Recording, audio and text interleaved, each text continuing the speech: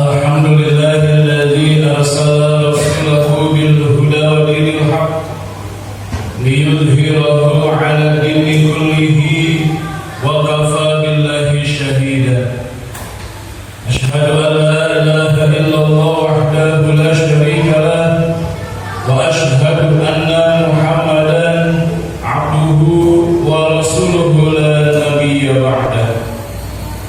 Allahumma salli wa sallim wa barik ala sayyidina Muhammadin wa ala alihi wa ashabihi wa man tabi'ahum bi ihsanin ila yaumiddin, amma ba'd.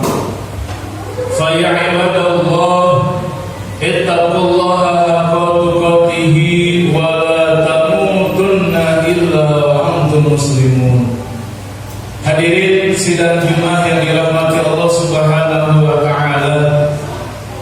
Tentu pertama dan paling utama, mari sama-sama kita panjatkan puji serta syukur kita kehadirat Allah Subhanahu wa taala. Siang hari ini alhamdulillah Allah Subhanahu wa taala masih banyak memberikan kenikmatan kepada kita semua, sehingga di siang hari ini, Jumat hari ini, kita masih diperkenankan, ditakdirkan olehnya untuk bisa melaksanakan salah satu perintah dan kewajibannya, yaitu melaksanakan sholat fardu Jumat secara berjamaah. Semoga ibadah yang sedang, yang sudah dan akan kita laksanakan pada Jumat hari ini semuanya diterima oleh Allah Subhanahu wa taala, dan segala kekurangan dalam ibadah kita semoga semuanya diampuni dan dimaafkan oleh Allah Subhanahu wa taala. Selanjutnya khatib berwasiat untuk diri khatib pribadi dan umumnya untuk jamaah sekalian. Mari sama-sama kita tingkatkan keimanan dan ketakwaan kita kepada Allah Subhanahu wa taala dengan terus berupaya melaksanakan segala apa yang telah diperintahkannya dan terus berupaya pula meninggalkan segala apa-apa yang telah dilarang olehnya.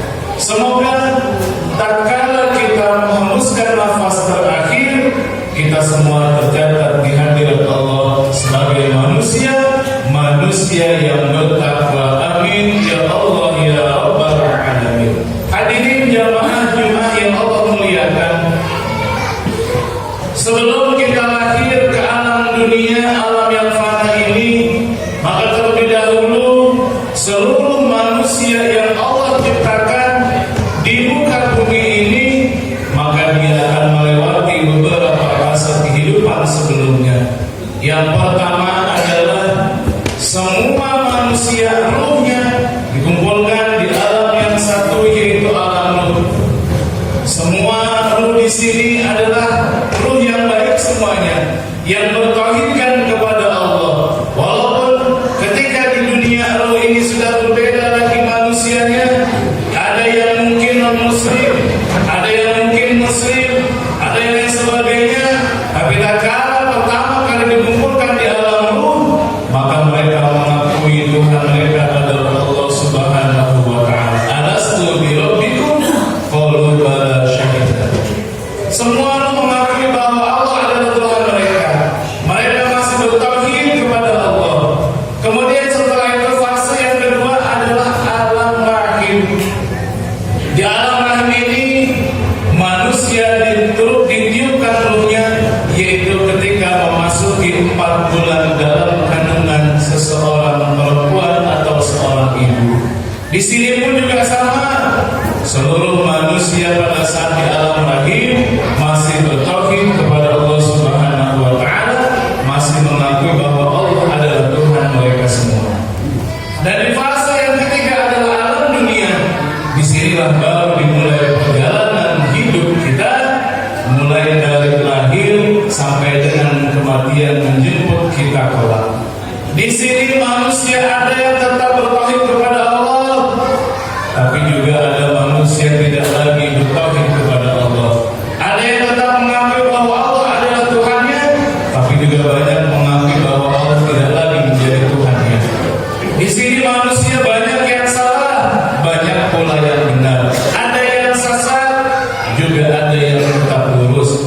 sini di alam dunia, kita dihitung perjalanan menuju alam-alam berikutnya. Ketika di alam roh kita semua berjumpa dengan Allah, maka tatkala di dunia PR yang harus kita bawa kelak adalah bagaimana agar kita kembali berjumpa dengan Allah Subhanahu wa Ta'ala. Maka Allah Subhanahu wa Ta'ala mengatakan di dalam Al-Quran, Faman kana yarju liqa'a rabbih falyamal 'amalan shalihan wa la yusyrik bi ibadati rabbih ahada. Yang pertama adalah tatkala seseorang ingin kembali berjumpa Allah, maka yang harus dilakukan adalah falyamal 'amalan shalihan, maka senantiasa dia terus melakukan amal soleh, amal ibadah kepada Allah Subhanahu wa Ta'ala. Maka kita sudah pagi dijelaskan agar amal ini amal termasuk daripada amal soleh, maka apa saja al-amal soleh, maka fihi arba'atul asya. Yang dikatakan amal soleh adalah terdiri dari 4 tanda. Yang pertama adalah al-ilmu. Yang pertama, ketika kita ingin dikatakan amal kita soleh, maka harus amal tersebut disandarkan menggunakan dengan ilmu. Kita ibadah harus dengan ilmu. Kalau seandainya ibadah kita tanpa ilmu, yang ditakutkan adalah ibadah kita hanya sia-sia, tapi tidak mendapatkan ganjaran kebaikan dari Allah Subhanahu wa Ta'ala. Yang kedua adalah bagaimana agar amal ini menjadi amal soleh. Yang kedua adalah an-niyatu, yaitu harus dengan niat. Segala amal yang kita lakukan, ibadah kita, sholat kita, wudhu kita, kemudian puasa, haji dan lain sebagainya, maka disandarkan harus dengan niat. Tanpa niat daripada amal ibadah yang kita lakukan, terutama adalah ibadah makhluk, maka harus dengan menggunakan, harus dibersertai dengan niat. Ketika kita sholat, maka kita harus niat. Ketika kita wudhu, maka kita harus niat. Bayar zakat, puasa, maka harus dengan niat. Tatkala tidak niat dalam suatu ibadah, maka ibadah itu bisa dikatakan belum menjadi amal soleh. Maka kemudian yang ketiga adalah agar senantiasa amal ibadah kita tercatat sebagai amal soleh. Yang ketiga adalah as-sabru, yaitu sabar. Sabar dalam mengerjakan ibadah adalah bagian merupakan daripada syarat agar kita, amal kita dikatakan amal yang soleh. Sholat kita capek, ngantuk, lelah, tatkala siang hari panas, gelap, setelah kita bekerja, ternyata kita harus sholat zuhur, maka laksanakan sholat zuhur penuh dengan kesabaran. Tatkala kita berjamaah, ternyata barangkali ada orang yang tidak suka dengan kita, maka tetap kita harus sholat berjamaah tanpa melihat siapa di situ. Yang kita lihat adalah hanya Allah Subhanahu wa Ta'ala, dan tetap dalam keadaan sabar. Ketika kita sholat malam, penuh rasa ngantuk yang luar biasa, tapi kita ingin mendekatkan diri kepada Allah, maka kita sholat sunat tersebut juga harus penuh dengan kesabaran. Dan yang terakhir adalah agar dikatakan amal soleh, yaitu senantiasa kita harus ikhlas. Apa ikhlas? Ikhlas gampangnya adalah seperti filosofi kita membuang air besar.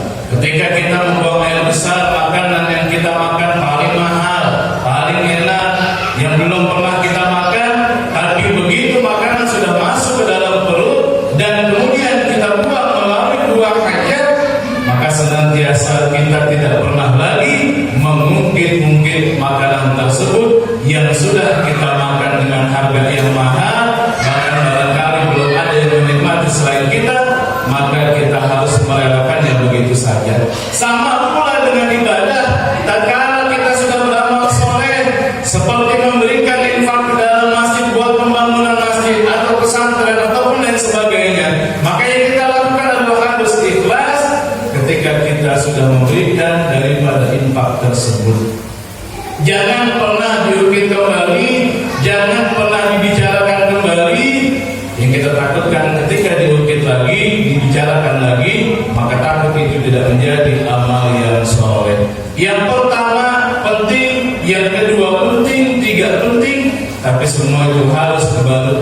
keikhlasan dalam mencari ridha Allah Subhanahu wa ta'ala. Ini ulama menjelaskan dalam tafsir Fauzin. Yang pertama itu. Lalu bagaimana yang kedua agar senantiasa kita bisa kembali berjumpa dengan Allah kelak ketika di hari akhir atau di alam akhirat? Yang kedua adalah wala yusrik bi ibadati rabbih ahad. Jangan pernah sekali-kali kita melakukan perbuatan syirik atau musyrik kepada Allah Subhanahu wa ta'ala.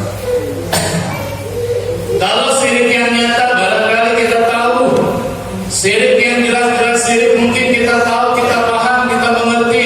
Seperti contoh misalkan kita masih ibadah, kita masih sholat, tapi di satu sisi kita masih percaya terhadap dukun, satu sisi kita masih percaya terhadap hal-hal mistis yang kita ternyata itu adalah musyrik. Satu sisi kita sholat, tapi satu sisi kita masih minta kepada pohon-pohon besar yang menurut kita keramat. Satu sisi kita masih mendatangi bebatuan ataupun apa saja itu yang ternyata itu sudah menyimpang dari jalur syariat yang diajarkan oleh Rasulullah Sallallahu Alaihi Wasallam. Itu sudah jelas.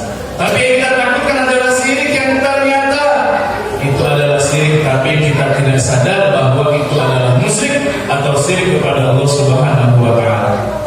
Maka ketika kita mau tidur, sebelum kita tidur hendaknya kita mengucapkan kembali syahadat, agar takut ketika dalam siang hari ternyata kita sudah menyimpang dari agama Islam, maka tatkala kita kembali bersyahadat, mudah-mudahan syirik yang tidak kita ketahui diampuni oleh Allah Subhanahu wa ta'ala. Hal ini pun ditegaskan kembali oleh Luqmanul Hakim kepada anaknya, ya bunayya la tusyrik billah inna syirka la zulmun adzim. Wahai anakku, janganlah engkau berbuat syirik kepada Allah, karena perbuatan syirik kepada Allah adalah termasuk dosa yang amat besar, kejoliman yang amat luar biasa. Maka mudah-mudahan pembahasan singkat ini senantiasa menjadi motivasi buat kita bahwa ketika kita ingin kembali berjumpa dengan Allah kelak di alam akhirat, yang kita lakukan adalah banyak ibadah kepada Allah, banyak melakukan amal saleh,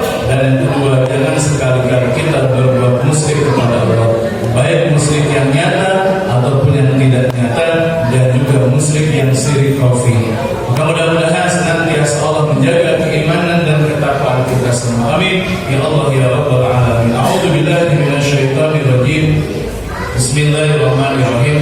Wal 'asri innal insana lafi khusrin illa alladziina aamanu wa 'amilus shalihati wa tawassaw bil haqqi wa tawassaw bis sabr. Barakallahu li wa lakum wa li walidayya wa li walidikum wa li sa'iril muslimin wal muslimat wal mu'minin wal mu'minat fastaghfiruhu innahu huwal ghafurur rahim. Allah